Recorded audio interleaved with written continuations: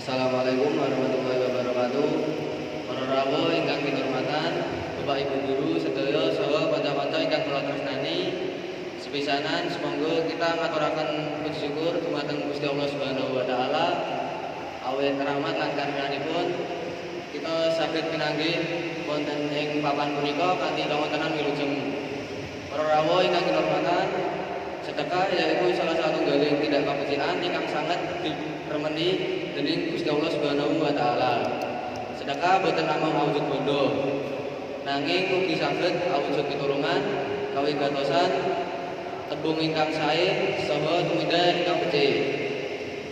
Kanthi sedekah kita sinau dados tiyang ingkang tulus, ikhlas lan peduli dumateng sesami.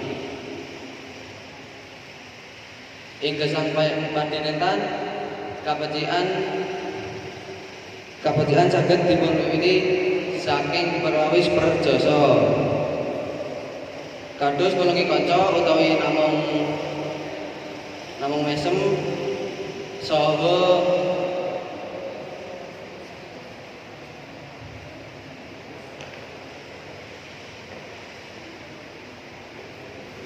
matur tembung ingkang sae kanthi pakulinan nindakaken kabecikan. Mana dados tentrem lan gesang bebrayan langkung rukun. Kados sabda Nabi Muhammad sallallahu alaihi wasallam, khairun nasi anfa'uhum linnas. Tegesipun sae-saening manungsa inggih menika ingkang paling migunani tumrap tiyang sanes. Hadis riwayat Ahmad.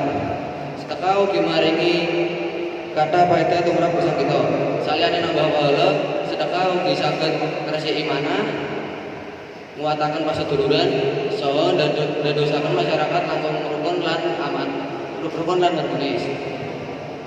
Gusti Allah Subhanahu wa taala sampun janji badhe menehi ganjaran ingkang langkung ageng dumateng tiyang ingkang remen nindakaken sedekah. Mila saking puniku sumangga kita nglebetake sifat sedekah ing wonten ing gesang padintenan. Sanajan sedekah alit nanging menawi dipuntindakaken kanthi ikhlas mesti gadah teges ingkang ageng. Aja ngantos-ngantosi sugih. Awit sedekah saged dipuntindakaken dening sinten kemawon lan kapan kemawon. Mekaten sesora saking kula, mugi-mugi saged paring manfaat saha dadosaken kita langkung remen nindakake sedekah.